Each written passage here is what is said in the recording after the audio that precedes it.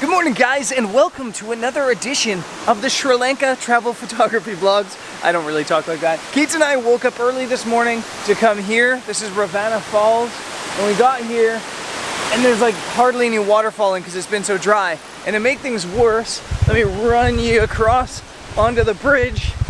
We've been driving down this epic valley, incredible valley in the tuk-tuk, and look at the sky. There's like beautiful, wispy, colorful clouds down the valley. Sometimes you just don't win. So anyways, we're at Ravana Falls. As I said, there's no water or very little water, but we're still gonna hike up and see if we can make a photo.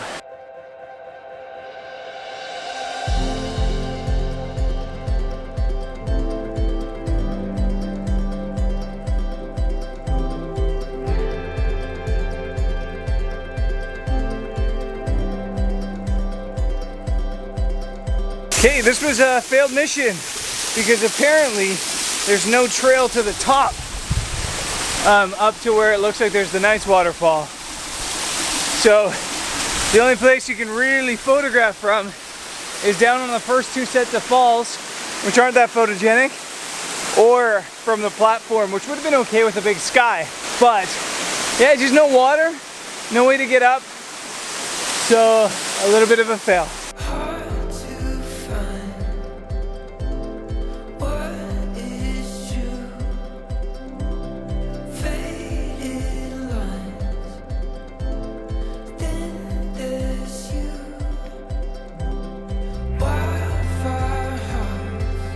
So it's obviously a little bit sad that I couldn't get up to the top waterfall. You probably could scramble up there if you didn't have a bunch of camera gear, but I do. We're still trying to make some photos. I think one of the things when you come to a location like this that's not underwhelming, but just doesn't have a whole lot of water, is to go long. Bring out your longest lens possible, because when you're wide, you can really maybe only get 1, 2, 3 different compositions at best.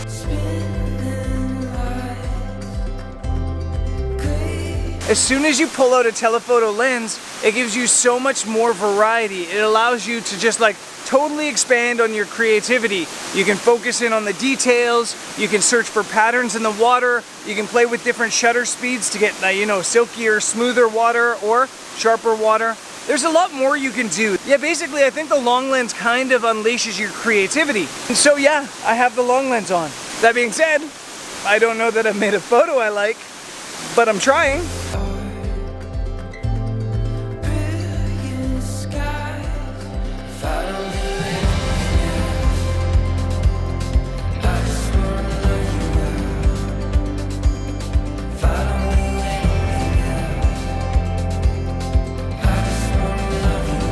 I wouldn't call this a failed morning mission. It was still a lot of fun, and that's the whole point, is just getting out and having fun. You get a photo, it's a bonus. So we're gonna have more fun this afternoon. Gonna hit up another photo location, but right now it's time to hit up the tuk-tuk and breakfast.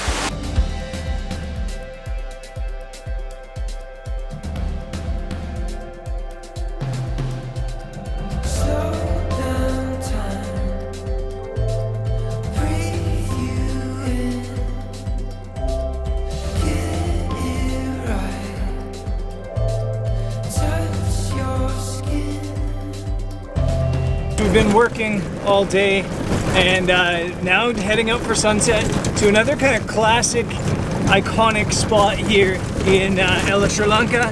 We're going to a place called Adams Peak. It's maybe a 10-minute tuk-tuk ride away, maybe less.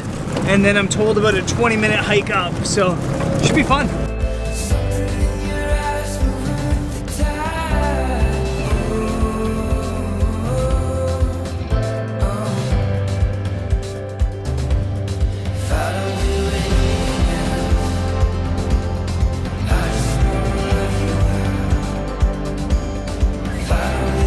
So I should clarify that this isn't Adams Peak. Adams Peak is not that far from here, but it's a bigger peak. This is Little Adams Peak, which is probably, fly on the lens, get off there. Little Adams Peak is littler, smaller, and yeah, hopefully it's still nice. I find that with photography, so often when you go up to an epic viewpoint, it's not the best spot because you usually want to be photographing whatever you're standing on top of. So I think this might be better in a lot of ways. There's some huge hills, some nice mountains around here. There's some clouds in the sky. So yeah, hopefully this works out.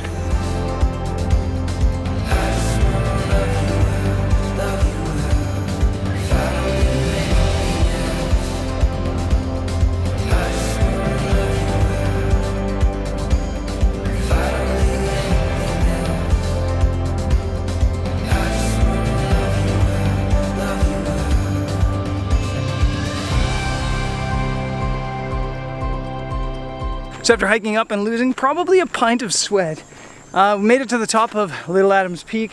The views are epic, like phenomenally, yeah, it's a word now. But I think it's probably a sunrise location just because the light kind of gets trapped behind these mountains back that way. So I think right now I'm gonna kind of treat this as a scouting mission and we might come back tomorrow at sunrise. But I'm not going to discount the fact that maybe there's still a shot tonight. So gonna wander around and at the very least I'll pull out the long lens and maybe try to capture some of the details of the road down there, or pick out a tree, or just pick out some details in general. So gonna wander around and see what we can come up with.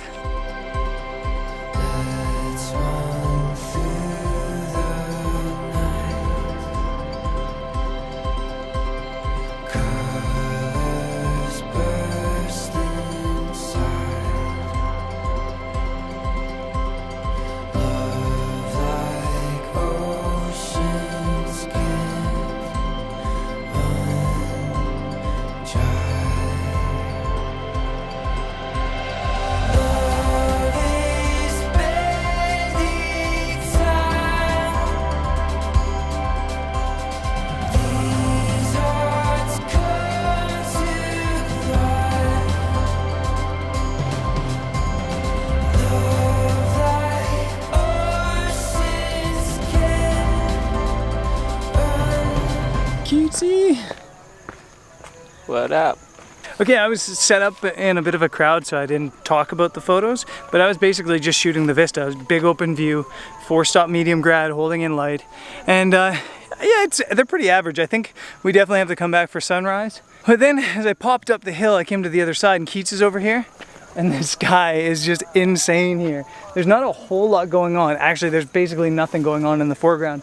But that sky is so unreal that you almost don't need anything else. So I'm gonna hand hold an image of this.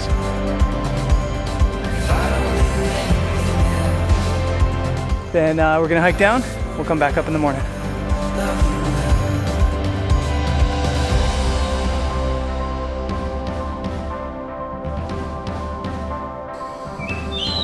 Keats, what's happening?